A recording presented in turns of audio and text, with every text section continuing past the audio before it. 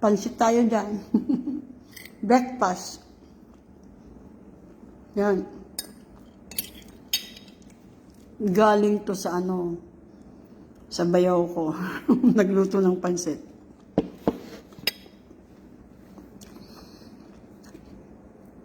Ang dami-daming fake news. Fake lahat. Lahat sinungaling. Lahat kinakasuhan. Walang tamang ginagawa.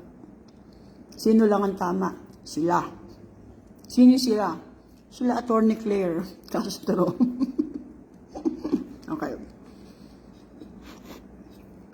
Nagkaroon ng survey ang False Asia. Ano yung survey? Ito po yung ginagawa para makita yung performance ng isang nakaupo sa gobyerno, lalo ang presidente, vice-presidente, yung pinakamataas sa Kongreso at saka yung sa Senado. Sino-sino yung apat na yon? Uy, Mary Jane Talanay, ay naku, yung magandang magsayaw. Hello, hello. Nagkita kami niyan. Ang bait. Nagkita kami sa, naalala mo ba ako? Mary Jane Talanay. Magkapangalan tayo sa munisipyo. Galing magsayaw niyan. Meron siyang mga video, sundan niyo siya. Mary Jane Talanay. Siya yung nagsusumba. Okay, balik na. Sino yung apat? Si PBBM, si BP Sara, si Tambi, yung congressman, at saka si Quezon, si Chis Escudero, si Senator Kilay, kasi nagpakilay. Nagpakilay yun. Yun yung husband ni ni Puso, ni Heart Evangelista. Diba, no? Nagkaroon ng survey. Yung survey in random. Ibig sabihin ng in random, hindi mo kilala o hindi mo alam kung saan ka magkakaroon ng survey na i-conduct. Para makita mo at malaman mo ano yung pagkaka-rate nila doon sa mga politicians, sa mga workers ng government. Ngayon, galit na galit si Attorney Claire Castro dito. Sino si Attorney Claire Castro? Siya yung hinire o kinuha ni PBBM at ni First Lady para maging tagapagsalita nila. Lahat ng magagandang ginagawa ng gobyerno, yun ang mga sasabihin niya. Magre-react siya sa mga ibang bagay. Ang napapansin ko lang dito, kay Yusek Attorney Claire Castro, lagi siyang nagsasalita, lagi siyang nag-a-ad hominem. Ano yung ad hominem? Yun yung banat ng banat. Talagang yung galit niya lumilitaw sa mga Dutertes. Diba? Amang Andres, thank you for watching. Ngayon, sabi ni Attorney Claire Castro, fake news, yung ratings ng Pulse Asia. Fake daw yung binigay na ratings kay PBBM kasi 25%. Imagine, sa 100%, 25% lang. Saan kinuha yun? Kasi si BP Sara, 59%. Fake din daw yun. Sabi niya. Kasi mas mataas kay PBBM. Tapos, si Quezon, 39%. Tapos, si Romualdez, ang baba, ayoko nang banggitin. Si Tambi. Pero ang totoo no, nakalimutan ko kay Tambi. Palusot, di ba?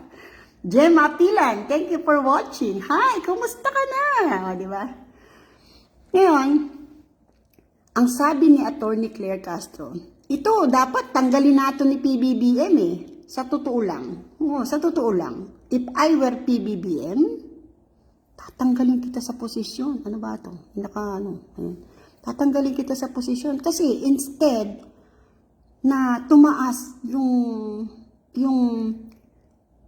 yung paghanga o pagtingin sa government ng Marcos, bumabagsak eh. Sana mali ako. Pero tama ako eh. Okay. 2,400 na tao sa iba-ibang lugar. Siguro, halimbawa, sa Metro Manila yon o sa Tondo, pero iba-ibang lugar yon, hindi nila kilala, basta't naglalakad lang sila, palipat-lipat sila. Sino po ang gusto nyo? Ganon-ganon kasi yan, tinatanong, sino-survey kung sino yung gusto. Ngayon, kapag kukunti ang may gusto sa'yo, natural. Sa 2,400, pagka hindi mo nakuha yung 1,200, bagsak ka talaga, hindi ka 50%. Diba? Siguro, Rosita, Generica Drugstore Bungabon, oh my God! Pati drugstore, hello, thank you for watching. Rosita Ilagan Roldan, thank you for watching po. Ellen Alcantara, Beb, hindi ka late, kakumpisa ko lang. Okay, balikan natin. Ilan po yung 25% ng 2,400? Ganun yun. Kasi, kaya nag-arrive yung Pulse Asia na kapita-pitagan na nagsasurvey ng mga ginagawa ng mga politiko. Dahil, yan yan na yung lakad talaga. Pinagigigilan niya ni Yusek Claire Castro na fake news. Ay nako, ikaw lang ang nagsalita at ang nagbansa ng Pulse Asia na fake. Kung ako yung Pulse Asia, sisitahin kita, Claire Castro. Tapos tatanggalin kita sa trabaho. Ako yung boss mo. Kasi hindi siya tumataas. Bumabagsak si PBBM sa totoo lang. Elvira Domingo, hi, thank you for watching.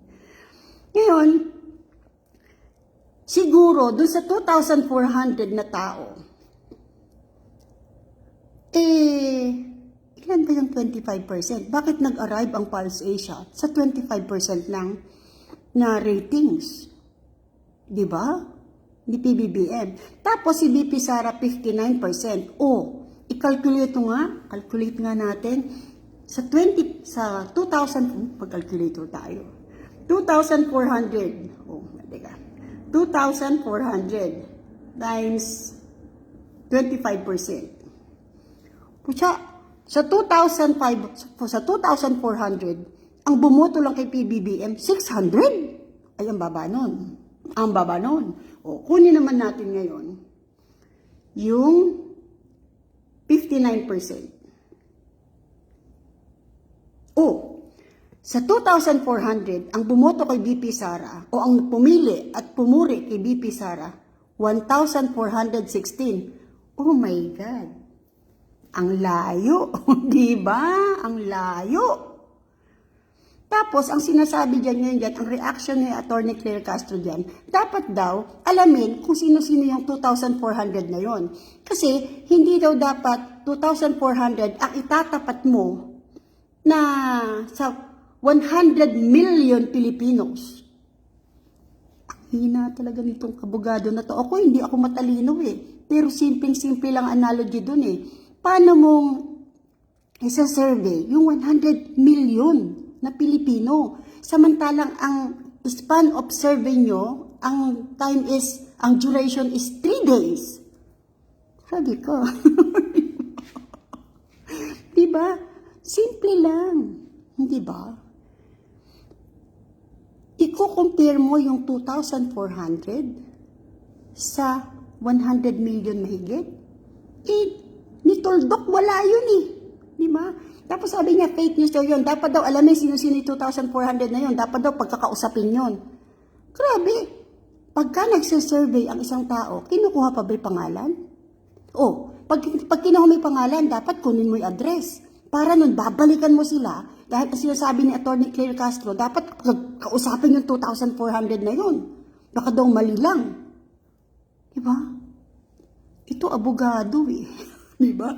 Si Atty. Claire Castro, nakikita kami niyan 2015 sa Quezon City RTC. Kinasuhan siya nung kaibigan ko na si Ninita Sablada. Ako yung SPA niya, ako yung tagapunta sa korte. Kaya lang, ang problema dito kay Ninita Sablada, na American citizen, bandang huli, ako naman yung niloko niya. O, di ba? Gets nyo ba? O, di ba? Kaya kilala ko si Atty. Claire Castro. Amoy na amoy ko siya. Amoy na amoy ba? Di ba? Ngayon, hindi niya nakikita tong mga vlogs ko. Fine, thank you. Di ba? Okay lang. Pero, one day, pagka wala na siya sa posisyon, makikita niya sino-sino yung mga nagko-comment sa kanya. Sana makita niya ako. Diba? Tapos kapag gusto niya akong kausapin, then, talk to me, di ba, no? Pero sino ba ako, hindi ba?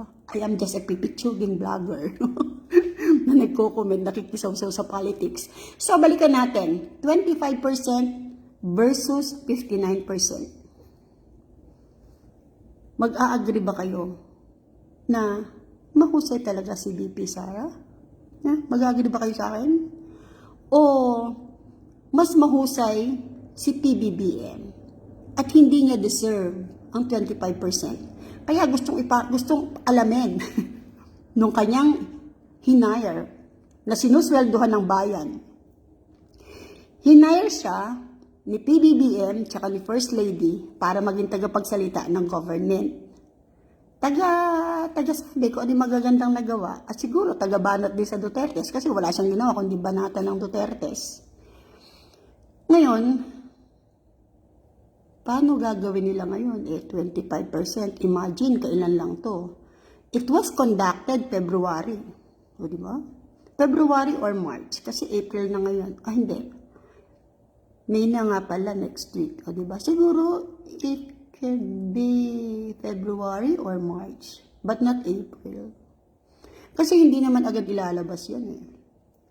They will just conduct survey kasi malapit na election. O diba, busog na naman ako. I am so komportable na ako sa Facebook, sa YouTube.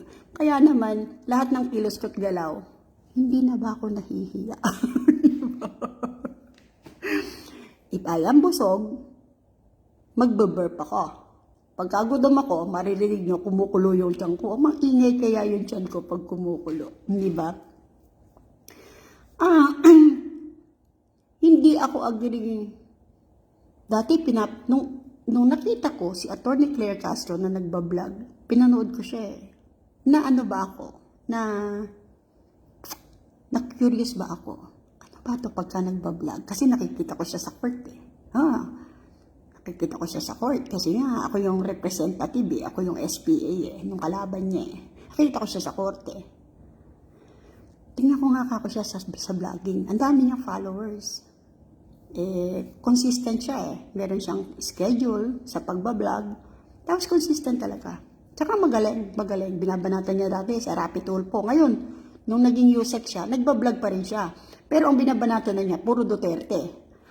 Binabanatan niya si Duterte, binabanatan niya si Sara Duterte, binabanatan niya yung girlfriend ni Duterte, binabanatan niya, puro Duterte na banat niya, may nadagdag.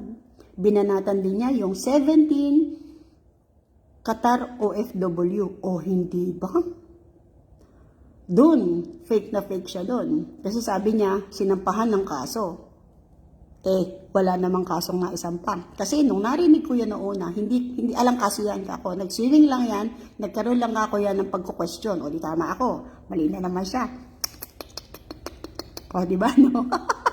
Nakakatuwa lang.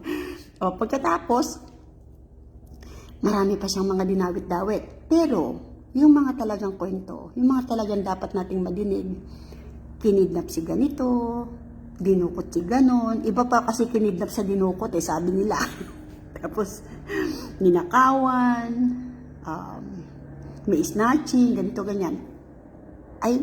Ala siyang kwento doon. Wala. At pagka nalaman niya, through reporters, tulad yung Net25 reporter, galit siya doon kasi dinidiretso siya doon. Ngayon, ang sinasabi pa niya, marami daw krimen, kasi maraming balita tungkol sa krimen. Sabi niya ito, ang galing talaga eh. Pag daw lumabas siya ng bahay niya, wala siyang nakikitang nagsasaksakan. Diba? Ang galing-galing talaga niya, no? Wala, kasi in-interview siya ni Ted Filon eh. Pag lumalabas naman ako ng bahay ko, wala akong nakikitang nagsasaksakan. Kasi sabi ni Ted Filon, maraming patayan, maraming nagsasaksakan, ganito, ganyan. Sabi niya, wala akong nakikita, kaya hindi ako bilib dyan. Dapat yung balita na yan, isang tabi. Huwag daw pansinin. Grabe nito. Pero lahat sa halos ng news nandun.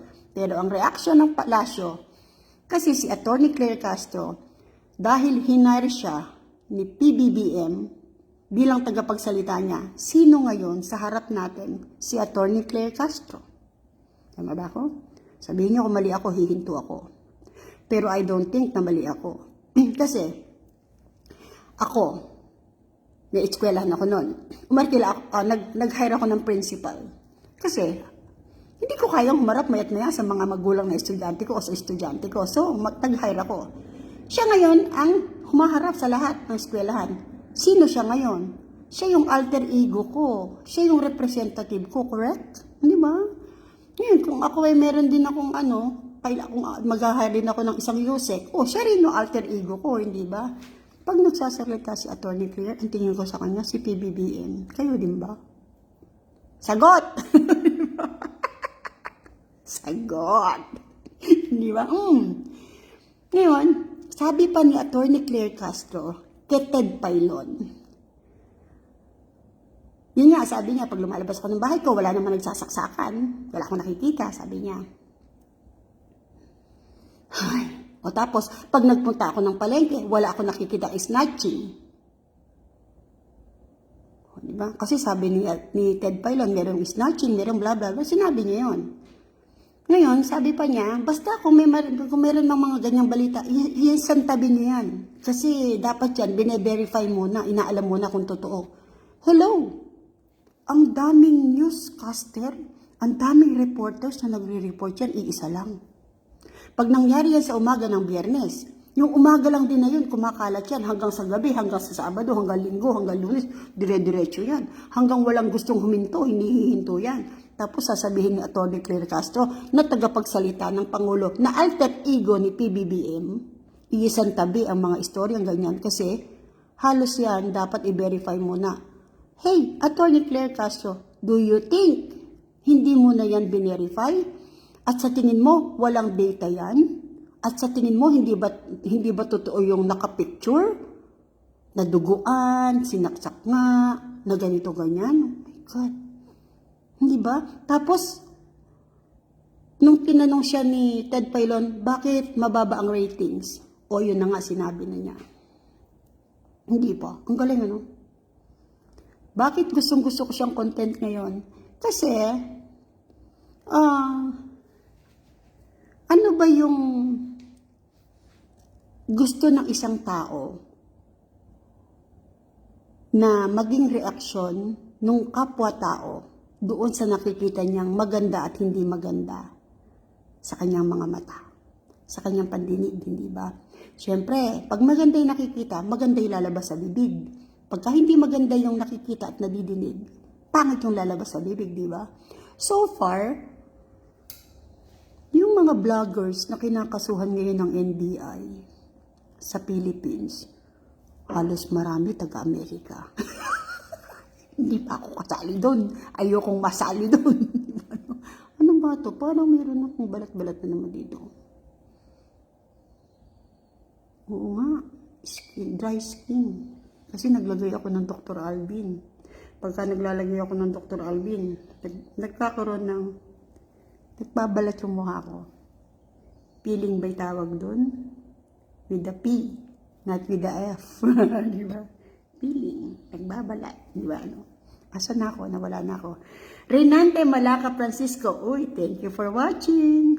O tapos, ito pa. Ito si Atty. Claire Castro. Kung ako talaga yung boss nito, tatanggalin ko to eh. Tatanggalin kita. Sa halip na bumango si PBBM. Parang hindi talaga okay na you're in your position. Pero pagka natanggal ka, Atty. Claire, mawawalan ako ng content.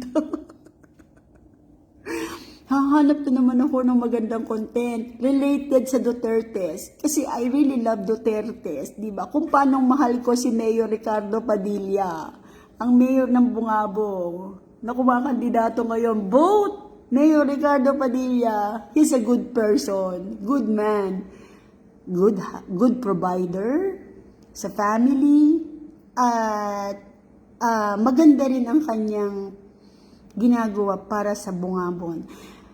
Parang ang tingin ko kay Mayor Ricardo Padilla tinitreat niya yung Bungabon as his family. O diba? Oo, parang makikita mo sa kanya yung pagiging good husband and good father. Kasi hahandle niya ng maganda yung Bungabon. Huwag kayong boboto na hindi good father, good provider. O diba? At saka, siya yung mayor na magalang. Ang galang talaga. Sabi ko nga, nung isang nakausap ko, bakit nangungupo po kayo sa akin? Kayo naman, mayor. Talaga po kasing ganito na po ako. Grabe. Ang isang tao, kuminsan, ang improvement niya for the best. Di ba? Pero yung ibang tao, yung improvement niya, pababa Lalo yung politiko na naglalakad lang ako sa kalsada, huminto yung sasakyan niya sa tagiliran ko. Pagkatapos, kitang-kita ko kasi huminto dinaramdaman ko, lumingon ako. Dahil binababa niya yung salamin, ginaganon iniikot, hindi pa siguro automatic yung kanyang salamin ng sasakyan. Kasi ang alam ko, matagal yung sasakyan nila na yun Ganun. Akala ko kung ano yung gagawin Sabi sa akin Sabi ka, kagalang-galang. Ganyan pala yung attitude ng isang kagalang-galang na politiko. Hindi nyo alam, dinuran ako.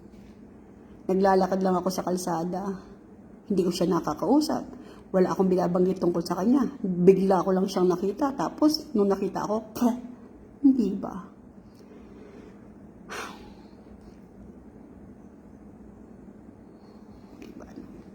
Ang daming nagme-message sa akin. Sino yun? Sino yun? Name drop na. Sabi ko sa kanila, hayaan nyo na lang na hindi nyo alam. Kasi, kawawa naman siya pag nalaman nyo. Baka kumalat yun. Baka hindi manalo. Kasi bastos. Bastos ka bastos. Hindi ba? Pero okay lang ako. Hindi naman na niya ako maduduran. Andito na ako sa Amerika. Saka, kung halimbawang uuwi man ako ng Philippines, hindi naman na ako naglalakad papunta sa clinic ko. Di ba? Sarado na yun Nasunog nga yun nun Ang ganda lang ng pagkakagawa ng bahay ng mama ko na hindi natapos. Grabe, namatay yung nanay ko, hindi natapos yung bahay. Kaya sabi ko, yung bahay ko, ayoko namang mamatay ako na hindi napapatapos. Di ba kalungkot? Yung clinic ng nanay ko, nasunog yun Ang maganda lang sa pagkakagawa ng bahay na hindi natapos, na ang laki-laki ng nagastos, pero hindi natapos hanggang ngayon, ayun, nabubulok na. Nakahiwalay yung clinic doon sa bahay. Paano nakahiwalay? Nakalagay siya, nakaposition doon sa harap ng bahay ng nanay ko. Tapos, siguro nabasa ng tubig yung kuryente, nag-spark. Ako yung nakakitang nasunog yun Walang nakakita Kasi, nung lilinisin ko, sabi ko, linisin ko nga ako yung clinic mo. Utusan mo nga yung may hawak ng susi ng bahay mo. Baka pwedeng So, inutusan siguro kasi pinahiram sa akin. Ngayon, nung nakita ko, puro item yung walls. Tapos, halata mong nagliyab yung upuan, yung dental chair, tsaka yung ibang gamit. Pero, hindi naka-apekto doon sa buong bahay. Kasi siguro, meron siyang automatic na magda-down yung kuryente. O yun, siguro yun. That's why, hindi naapektuhan at saka walang nakakita dun sa sunog. Kasi ipapaayos ko sana yung tubig. Ayun, ang tinawag ko yata si Kuya Cesar Naganyo na-retired na ngayon. O tapos, sinabik ni report ko sa Amerika, at sa Philippines pa ako ni-report ko sa Amerika. O, edi nag-spread na. O, tapos, nagsabihan ba naman ako, hindi daw nasunog. Gago ka ako tong mga to. Sunog Nasunugan ako ng bahay, kaya alam ko. Huli pa. Grabe to. Uy, Trisha May Samonte Pamplona, thank you for watching. Diba? Hi, ma'am. Watching from Catanduanes. Uy, thank you, ha. Hindi ko pa nararating yung Catanduanes. Ang dami ko pang hindi nararating na lugar sa Philippines. Kasi wala akong time. Kasi ako yung trabaho ng trabaho for the family. Tapos, pag meron naman akong time, ang kasunod naman nun, wala akong pera. Kasi yung pera kong kinikita na pinaghihirapan ko, pangkain naming pamilya at panggastos ko sa mga anak ko. Kasi nga, ako nga yung breadwinner. Alam niyo yun. Alam niyo, ganun yung life. Ayoko na nun. Diba? Nagiginawa ko kanina, naiinitan naman na ako ngayon. Pero mamaya ako na ito tatanggalin. Parang I feel pretty ako pagka parang kagalang-galang kahit nandito ako sa garahe, diba? Pero malapit na ako umalis dito kasi yung pasyente ko, nagtitipid yung pamilya, ililipat na sa facility. Doon mura. Hindi nila kailangang mag-hire ng caregiver kasi marami doon na by hour lang. So yun, nakakalungkot lang yung nangyayari sa Philippines, ano? Hanggang ngayon, idinideclare nila na walang kidnapping, walang mga krimen na nangyayari. Diba? Kasi hindi nila kinoconsider yung ginawa nila kay Tatay Digong na kinidnap nila at itinapon nila sa Dahig. Yung nangyari kay Tatay Digong, yun ang kanilang pinakamatinding bangungot. Pero alam nyo ba na merong nag-leak na document ng alyansa, ang alyansa kay PBBM is nakadeclare doon lahat nung nangyari at lahat nung mangyayari. Diba, no?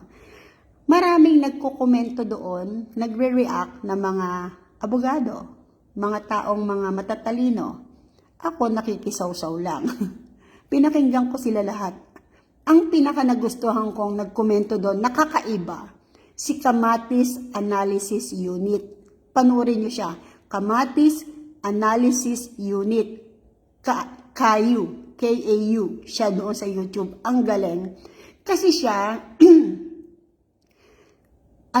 dati ang pinapanood ko lang si Atty. Libayan tsaka si Atty. Claire Castro, tsaka yung iba pa. Tapos nakita ko siya, parang dun sa kanyang YouTube, ang saya-saya. Tawa siya ng tawa, tapos yung ang ganda, totoong-totoo. Bago ko ngayon panoorin yung iba, inuuna ko siya, basta naka-live siya. Tapos nagpa-participate ako doon. Nakakatuwa kasi ina-acknowledge niya lahat. Tapos binanggit ko nga doon, kilala ko si Atty. Claire Castro, ganito, bla bla, ganyan. Bali, kahit pa paano, syempre nagpakilala naman ako din. Gusto ko naman ma-acknowledge paminsan-minsan, di ba? Ngayon, yung kanyang comment, kaiba.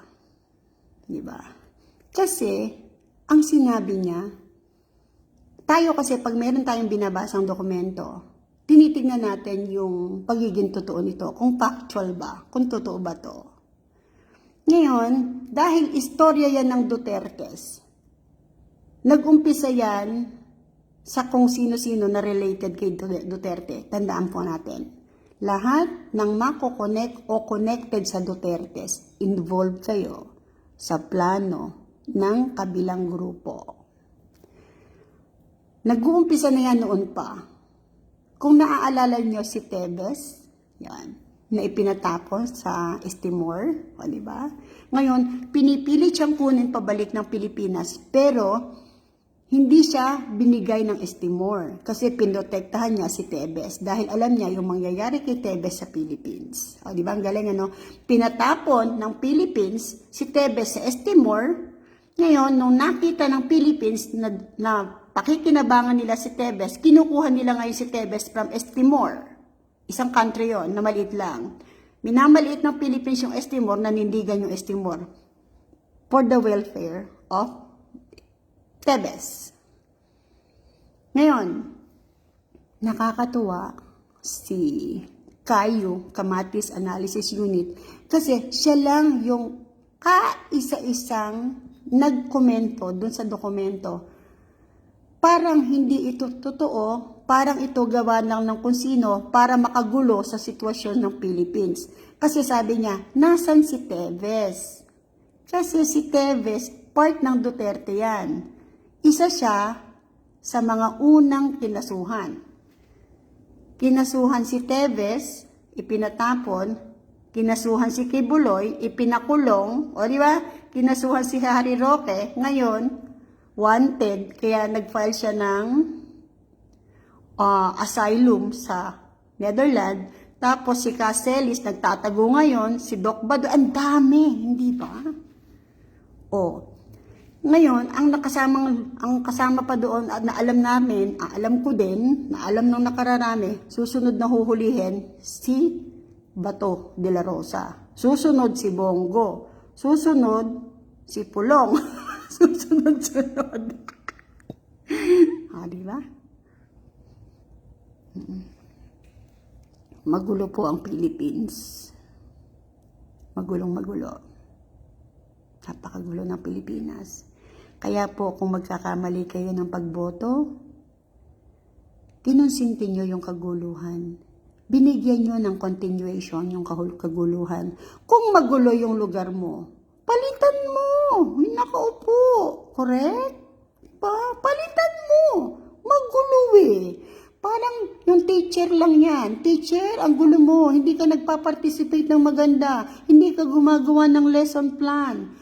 Tapos ang mga estudyante mo walang natututunan. O tapos lagi ka pang late. Kung hindi ka late, absent. O di tinanggal ko. Diba? O tapos ngayon, teacher na yon maingay. Dakdak ng dakdak, kwento ng kwento. Kaya ako sinasagot ko sila. Yung teacher na hindi qualified for the position, tinatanggal. Ganon din po yung empleyado ng gobyerno kasi kayo naglagay sa kanila. Matatanggal lang po yung mga nakaupo na yan sa gobyerno pag tinanggal ng mga tao. Kailan nyo sila tatanggalin? Sa eleksyon. Tanggalin nyo silang lahat. Iboto nyo yung karapat dapat. Vote. PDP laban straight. O, kumpleto na yun, 12 na. Pero I suggest, galing nyo naman si Senator Amy Marcos, di ba? Galing yun. Naipit lang siya talaga. Ang pagkakamali lang ni Senator Amy Marcos, hindi siya agad nagsalita. Hinintay pa niya ito na yung last minute. Ako sa bagay. Kailan nga ba nag-i-improve ang isang tao? Kung minsan last minute, di ba? Sana nga hindi pa huli yung ginawang aksyon ni Senator Amy Marcos. Sana makita yun ng mga tao. Pero, dumigay na naman ako. Pero we cannot blame her for having a decision na late. Ate siya. Pero siguro kung si Amy Marcos, kapareho ko, na walang hiya kapatid ko, na puro ka walang hiya na ginagawa, baka nung panagali si Senator Amy Marcos, diba? Pero dahil mabait naman sa kanya si Bonget, hindi lang niya kasundo talaga hipag. Ang mga hipag, mga buwiset, no? Mga hipag ko, buwiset eh.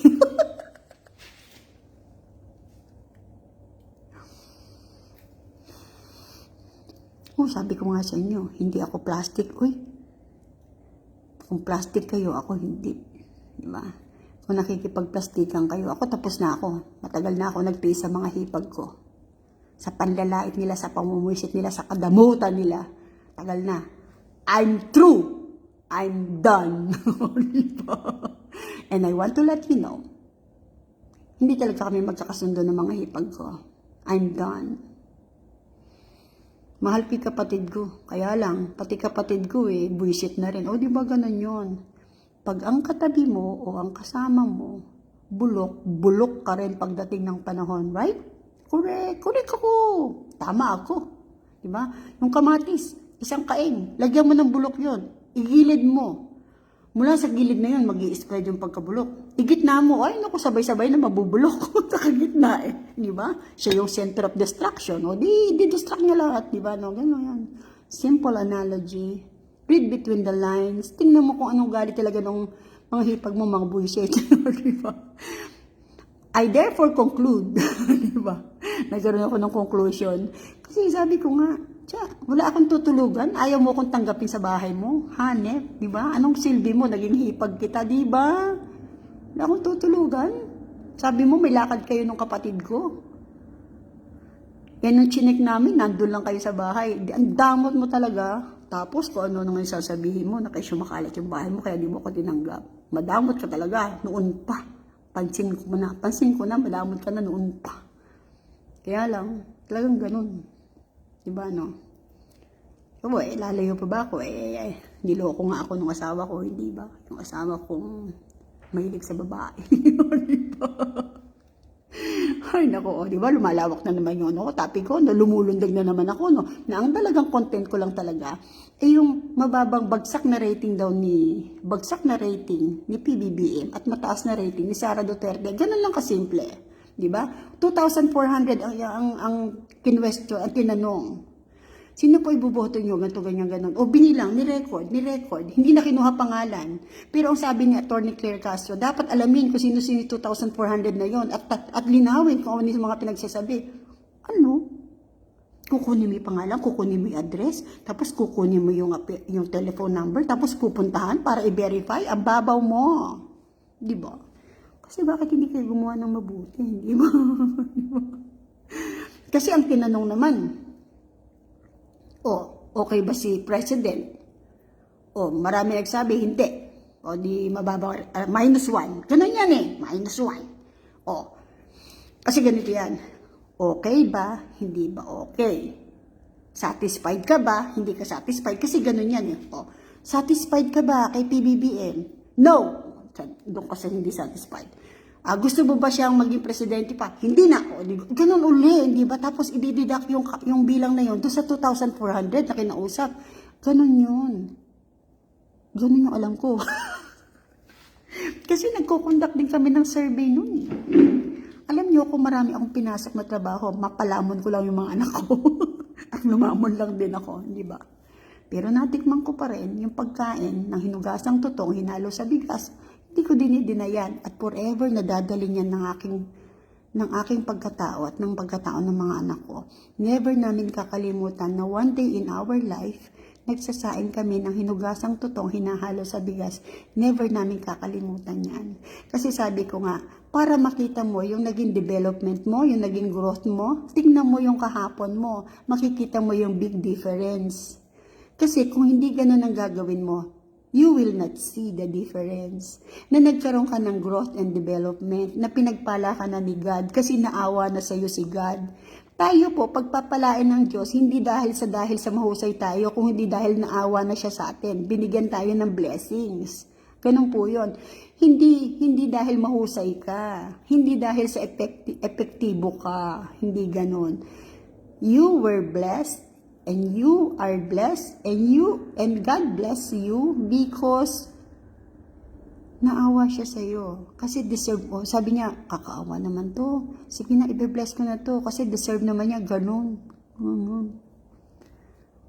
Tama ako. Hindi muli. Tama ako. Diba? Sige, ang haba na naman ng vlog ko. Diyos ko dahil. Ito pong vlog ko, itong live ko, minutes lang po ang aabutin nito. Tapos, ida-download ko na siya, ililipat ko na siya as video, tapos ilo-load ko siya. Kasi yun po yung setup ngayon ng Facebook. Kasi lahat po ng live ko, nadidelete siya after ng ilang days lang. Kasi yun. Kasi meron silang pinapipilapan sa akin na parang agreement ba yun o whatever. Meron silang hinihingi, ayokong ibigay. Kasi nahack na nga yung isa kong FB. So parang I don't trust anymore. Diba? Yung full trust, I don't. Tapos every time na meron ako magiging move o action, tinatanong ko muna yung anak ko, anak, kinukuha nila yung ganito ibibigay ko ba? Hindi. O di hindi. Diba? So, dun na lang ako sa proseso na after nung live, i-download ko, marunong na ako, dati hindi, i-download ko siya, tapos ita-transfer ko na siya doon sa isa kong account na as video, as recorded. Pero, nagla-live ako dito sa pinaka-personal profile ko. Kaya yung pong iba, pagka nakita nila, parang, bakit na-delete? nagpunta po kayo doon sa kabila, doon sa, lilitaw naman siya kasi tinatag ko tong ano na to. Lumilipas siya doon sa page.